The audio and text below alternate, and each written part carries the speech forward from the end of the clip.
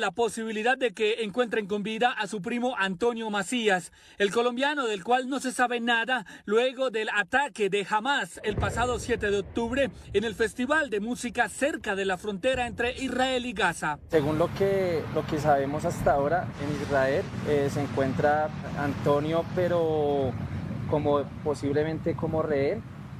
Puede ser la posibilidad, es una hipótesis. Puede estar herido de pronto en algún refugio o en algún búnker. Antonio se encontraba con su pareja sentimental Ivonne Rubio, la colombiana asesinada junto a 9 amigos más, afirman sus familiares. Desde Colombia recuerdan a Antonio como un ser más alegre, espontáneo y buen padre. Era un padre amoroso, él era un buen novio, buena pareja, siempre tenía una sonrisa, siempre le veía como el lado positivo, eran trabajadores. Una familia que solo espera que Antonio vuelva a casa. Por eso le hacen un llamado al gobierno del presidente Gustavo Petro para que no se escatimen esfuerzos en su búsqueda. Solo queremos, como familia, que por favor nos ayuden a buscar a nuestro primo. Antonio Macías trabaja en una barbería propia, oficio que aprendió de sus padres, quienes migraron desde Colombia a Israel hace más de 30 años. Jair Díaz, Voz de América, Bogotá. Bueno, y también Jair e Ethan son dos jóvenes que aún están desaparecidos.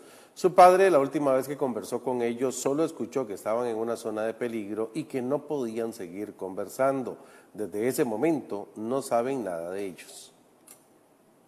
Mis dos hijos, Yair y Eitan, faltan del kibutz Nir Oz desde el día sábado.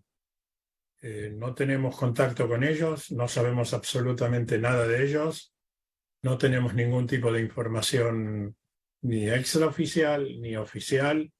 Solo sabemos que después que los asesinos, terroristas, salvajes, llámenlo como quieran, entraron, yo voy a hablar del kibutz Nir Oz.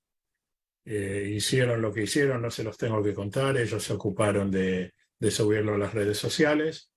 Nosotros perdimos contacto con Yair. Yair vive en Nir Oz y mi otro hijo, Itán, que es mi hijo menor, vive en la ciudad de Kfar Saba y fue a visitar a su hermano y a pasar con él el fin de semana, que era un fin de semana festivo porque era final de Sukkot. Todo el sábado no tuvimos comunicación. Yo también vivo en la zona cercana a la Franja de Gaza. Con mi hijo Yair ya tenemos lamentablemente una rutina de conocimiento de cuando empiezan a disparar misiles desde Gaza. Y yo, 7:20, le mandé un WhatsApp preguntándole si está en el refugio y él me contestó, ja, siempre te olvidás que Nir Oz está tan cerca de la franja que los cohetes nos pasan por encima. Y esa fue la última vez que supe algo de él. Hablando después con mi tercer hijo, con Amos, me dijo que él también se comunicó con Yair vía WhatsApp alrededor de las 8:30, le preguntó si está en el refugio y dijo, sí, estamos cerrando. Y bueno, o sea que formalmente la familia Horn, el último contacto que tuvo fue a las 8:30 de la mañana del día sábado. Yo en lo personal, cuando empezó a llegar a cuentagotas la información, y escuché que a uno de los kibutzim que entraron fue Nirim, y Nirim está al lado de Nir Oz, dije, bueno, lamentablemente el próximo que sigue es Nir Oz, y que sea lo que Dios quiera. Y por supuesto, después en las informaciones, insisto, que venían llegando a cuentagotas, iban informando que también en Nir Oz hubo combates y que ya el ejército tomó control del kibutz nuevamente. Intentamos comunicarnos, no tuvimos ningún tipo de respuesta. El domingo a la mañana nuevamente intento comunicarme. Ya los Javerim, mis amigos de otros kibutzim de la zona, que a mí también en casa, en un momento se cayó la luz, se cayó el internet, y ellos habían estado sin luz, comienzan a comunicarnos. Y ahí llamo, nadie me contesta. Ya como padre tenía esa fea sensación en el estómago, lo que en francés se llama nishgit, y llamo al mejor amigo de mi hijo y me dice, hola Isaac, no, lamentablemente no están. Y yo le pregunto, ¿no están? ¿Qué quiere decir no están? No están, no los encontramos.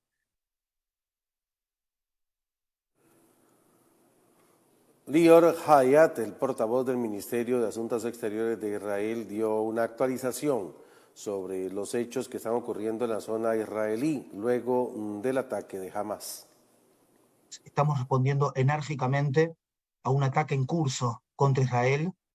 Los ataques en Gaza continúan, nos estamos centrando principalmente en atacar el comando de élite Nukba o Nukba en español Nukhba, que desempeñó un rol importante o importantísimo en esta invasión el día sábado 7 de octubre.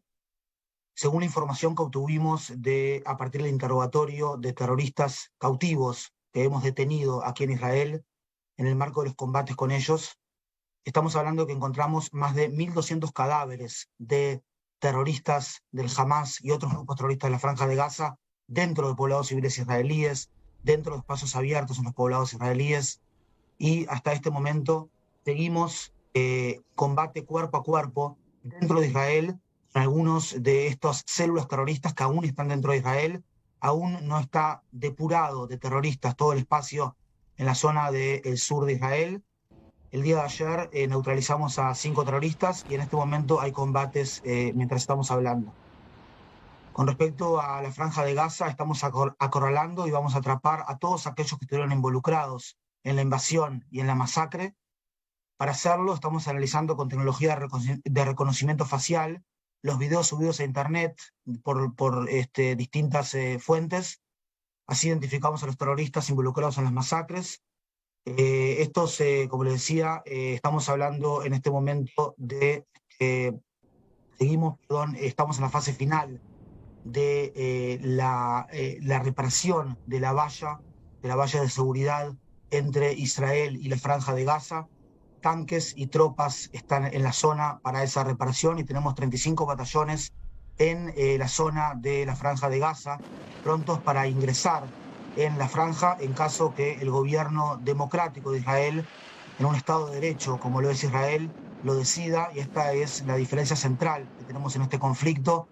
Por un lado, un grupo terrorista en cuya Carta Magna dice que Israel existe y continuará existiendo hasta que el Islam lo elimine, así como ha eliminado a muchos otros, y un Estado democrático, un Estado de Derecho que está defendiendo a su población. Eso por el lado de la frontera sur. En la frontera norte los ataques han sido aislados y se registraron algunas infiltraciones hace unas 48 horas desde el Líbano, no necesariamente de Hezbollah, y un misil antitanque que el día de ayer fue lanzado desde el Hezbollah en el sur del Líbano, más del lado de la frontera, es decir, más cerca del lado del mar Mediterráneo. Tenemos 120 kilómetros de límite entre Israel y Líbano, y nosotros alcanzamos la posición y destruimos el puesto del cual fue lanzado ese misil antitanque. Estamos también desplegados con tropas en el norte de Israel, prontos para cualquier contingencia. En este momento tenemos, lamentablemente, más de 1.200 israelíes asesinados, un total de 3.391 israelíes heridos y muchos heridos graves, lo que puede hacer crecer, lamentablemente, el número de muertos en los próximos días. Esperemos que no. Dentro de los caídos tenemos 247 soldados caídos, y dentro de los rehenes en este momento en la Franja de Gaza tenemos confirmados 97 rehenes, un número que ha crecido, y esto demora, digamos, dar el número, porque tenemos que ser muy exactos en el número que damos. Yo soy uno de 300.000 reservistas que hemos llegado acá desde el día sábado al ejército israelí, uno de 300.000, ni uno dijo que no, todos estamos acá juntos, todos somos soldados el día de hoy. Ustedes saben que el sistema israelí es un sistema que tiene reserva, es decir, yo serví en el ejército del 2006 al 2015, y hoy en día, ya varios años después del ejército, uno siempre sigue haciendo la reserva, en ejercicios, en también situaciones de emergencia como esta, y esta es definitivamente de 18 años que estoy involucrado con el ejército de una forma u otra, o en servicio activo o en servicio de reserva activa. Esta es la situación más compleja que he vivido, por lo menos en términos personales, y también el Estado de Israel, que ha vivido el Estado de Israel en la peor masacre que vivieron civiles israelíes desde la creación del Estado de Israel en 1948. Se han lanzado por ahora 5.955 cohetes del Hamas y de la Ciudad Islámica Palestina y otros grupos terroristas en la franja de Gaza hacia población civil israelí. Y es muy importante tener en cuenta acá que esos cohetes tienen la intencionalidad de matar decenas de israelíes. Es verdad que mientras el Hamas desarrolló y otros grupos terroristas en el Medio Oriente desarrollaron la estrategia de cohetes, Israel desarrolló su estrategia de defensa civil, así como su estrategia de defensa aérea, pero la intencionalidad es matar. Y hay una diferencia acá central a nivel moral entre las partes. El que habla de una equidistancia a nivel moral no sabe de qué está hablando. Nosotros estamos intentando de maximizar el daño a los terroristas en la franja de Gaza, al Hamas, a las fuerzas especiales del Hamas y a infraestructuras terroristas en la franja de Gaza, mientras que estamos haciendo enormes esfuerzos por minimizar el daño a civiles no involucrados en el conflicto en la franja de Gaza. No tenemos nada contra los civiles en la franja de Gaza. Hemos atacado 2.687 en este momento, 2.187 objetivos terroristas en la franja de Gaza, y el Hamas sigue cometiendo, como en meses anteriores, un doble crimen. Por un lado, utiliza a sus civiles como escudos humanos y dispara de forma intencional a civiles israelíes que son prácticamente vistos como carne de cañón. 6:25. El secretario de Estado de los Estados Unidos inició su gira por Medio Oriente. Celia Mendoza, de La Voz de América, nos informa desde Jordania, donde está destacada. Adelante, Celia, le escuchamos. El secretario de Estado de Estados Unidos, Antony Blinken, llegó este jueves a Israel y se reunió con el presidente Isaac Herzog y el primer ministro Benjamin Netanyahu, a quien le expresó el apoyo de la administración Biden, quien le dijo que entendía a nivel personal los ecos desgarradores que las masacres de Hamas tienen para los judíos israelíes y que Washington estaba del lado de Israel mientras dio inicio a este viaje a la región, que tiene como objetivo buscar una solución a este conflicto. En una conferencia de prensa conjunta con el primer ministro israelí en el cuartel general militar de Tel Aviv, Blinken instó a Israel a mostrar moderación en sus ataques, esto es en una petición más directa hasta el momento, pidiendo que tome todas las precauciones el gobierno de Netanyahu para proteger la vida civil en la franja de Gaza, que ha sido objeto de bombardeos israelíes. Esto como respuesta a las acciones de Hamas el sábado, que han sido catalogadas por Estados Unidos como un acto de terrorismo. Blinken también intentará ayudar a asegurar la liberación de los rehenes secuestrados por Hamas, algunos de los cuales se cree que son estadounidenses, y así avanzar en las conversaciones con los israelíes y egipcios para proporcionar un paso seguro para los civiles de Gaza.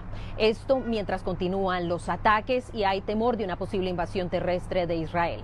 Al menos 25 estadounidenses han muerto en los ataques, confirmó Estados Unidos, y tras su visita a Israel, Blinken estará llegando en las próximas horas este viernes a Jordania para reunirse con el rey Abdullah y el presidente de la Autoridad Palestina, Mahmoud Abbas. El viaje de Blinken también busca enviar un mensaje claro de disuasión a Irán, que respalda a Hamas para que no se involucre en este conflicto. Celia Mendoza, Voz de América, Jordania. Continuamos con más información sobre este tema. Israel se prepara para una posible invasión terrestre de Gaza. Es por ello que ha trasladado material militar a la frontera y ha llamado a sus filas a más de 300.000 reservistas. Israel se prepara para una posible invasión terrestre en territorio palestino. Ha trasladado tropas, tanques y otro material militar a la frontera de Gaza y ha llamado a filas a 300.000 reservistas. Se ha pedido la creación de un corredor humanitario que permita a los palestinos escapar antes de esta posible invasión terrestre, que supondría brutales combates urbanos. אנחנו נגיע למצב בו מי שהנהיג את עזה יוכה קשה, נפרק אותו. ומי שיישאר שם יבין היטב שדבר כזה לא עושים למדינת ישראל. El secretario general de la ONU, Antonio Guterres, expresó su preocupación por lo que denominó ciclo sobrealimentado de violencia y horror. Instó a la liberación de todos los rehenes y al levantamiento del asedio en Gaza. El ministro israelí de Energía prometió que el asedio total de Gaza continuaría hasta que se liberara a los rehenes. Durante una reunión en Jordania con el rey Abdullah II, el presidente de la Autoridad Palestina rechazó las prácticas que llevan a maltratar y matar a civiles en ambos campos y pidió el cese inmediato de la agresión. La Organización de las Naciones Unidas advirtió de una situación catastrófica en Gaza ante la escasez de suministros y aumenta sus esfuerzos para implementar un corredor humanitario de inmediato. El secretario general de la ONU y su equipo incrementaron los esfuerzos para lograr un corredor humanitario. Suministros en bodegas en el Golfo aguardan para ser trasladados por tierra mientras la población en Gaza ya no tiene dónde refugiarse. La cifra de personas desplazadas es de por lo menos 340.000, de los cuales casi el 65% está alojada en escuelas o refugios de la ONU, ya sean sitios de emergencia designados o centros educativos normales. No hay ningún lugar seguro en Gaza. No hay un solo centímetro en Gaza donde la gente pueda sentirse segura. Gaza está totalmente expuesta y si la situación continúa evolucionando y se prolonga durante un largo periodo, creo que llegaremos a una situación aún más desastrosa. Bombardeos en los aeropuertos de Damasco y Alepo en Siria por parte de Israel y donde opera la ONU preocupan al organismo que ha pedido desescalar el conflicto. Continuaremos el contacto con todos, incluido el Consejo de Seguridad, para que la comunidad internacional asuma su responsabilidad y tome la iniciativa y ponga fin a este ataque contra nuestro pueblo. Pero lo más importante es que eso requeriría enviar asistencia humanitaria a los 2,3 millones de palestinos que viven en la Franja de Gaza. Tiene que haber una intervención humanitaria para evitar una catástrofe que se avecina. Según reportes, Egipto ha permitido la llegada a su país de vuelos internacionales con suministros humanitarios de la ONU y el secretario general sostiene conversaciones también con el gobierno de Omán. La administración del Centro Colón, el edificio donde se encuentra la embajada israelí en nuestro país, presentó cargos en contra de quienes dañaron la estructura. Luego de los disturbios ocasionados por los manifestantes pro-Palestina la noche del miércoles a las afueras de la embajada de Israel, la administración del Centro Colón, edificio de la sede diplomática, interpuso una denuncia en contra de quienes dañaron y pintaron la estructura del recinto. Afirmativamente, así fue. Anoche se procedió a poner la denuncia, a firmar el parte correspondiente para proseguir con el proceso que corresponda. Hoy desde muy temprano pues a las labores de limpieza que vemos que incluso a esta hora del día continúan porque verdaderamente la cantidad de pintura que utilizaron estas personas y otros materiales para de alguna forma dañar el edificio pues sí causaron que ustedes tuviesen que invertir mucho en el tema de la limpieza. Así es, tiempo, equipo, también se dañaron unos paneles que estamos con el proveedor del material para ver cuánto es el costo de reponer esa situación. El tema del conflicto palestino con Israel trae muchas opiniones entre el pueblo costarricense, unido a la preocupación de cómo podría afectarnos. Es dañino para la economía nuestra. Y hay que eso es una gran tragedia por tantas muertes inocentes que hay. La verdad es que las cosas no se deberían de resolver con guerra, porque quien sufre más es la población civil. Yo lo que opino es que, en primer lugar, como buenos costarricenses, ayudarles, porque yo veo que ese país necesita mucha ayuda, ¿verdad? Y hay otros países que les están ayudando. Entonces, ¿por qué Costa Rica no? Entonces, ante estos escenarios, lo único que puede hacer uno es que se dé un buen entendimiento entre las personas, sacar a la luz rencillas muy propias, muy internas de ellos, ¿verdad? Ancestrales, y que esto florezca, porque es la única manera, sí. Una solución armada y esa, como están ahorita, no es la mejor manera de resolver los conflictos. Aunque este conflicto ocurre a miles de kilómetros de nuestro país, lo cierto es que tiene ciertas repercusiones en nuestro territorio. La Embajada de Israel en Costa Rica se pronunció respecto a los hechos de la manifestación pro-Palestina ocurrida la noche del miércoles anterior. El cónsul incluso señaló que no es posible que en un país de paz y democrático como Costa Rica, estos movimientos sean apoyados por partidos políticos y movimientos sociales. Que lamento mucho que en una democracia como Costa Rica existe un partido político y un grupo de personas de un país pacífico se manifiestan en favor de un grupo de terroristas y asesinos como Hamas. Se jactan de defender los derechos humanos internacionales, pero apoyan a ellos que no les importan los derechos de nadie. Hamas es una organización terrorista y que ha sido declarado por todo el mundo. Hamas es una organización que entró a mi país este sábado a asesinar a sangre fría y de la manera más cruel niños y niñas, jóvenes, abuelos y abuelas, policías, soldados, bomberos, médicos. Ellos que se encontraban en sus casas, los quemaron, los separaron, cortan cabezas de los inocentes. Asesinaron y secuestraron jóvenes de una fiesta. 3,000 jóvenes de todo el mundo que estaban en una fiesta también fueron víctimas de este grupo que ayer recibió el apoyo de algunos aquí en Costa Rica.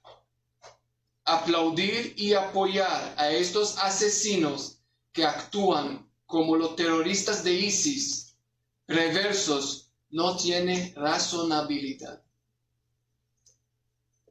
Mi enemigo no es el pueblo palestino, porque el pueblo palestino es rehén de Hamas y realmente ellos con estos verdugos también sufren.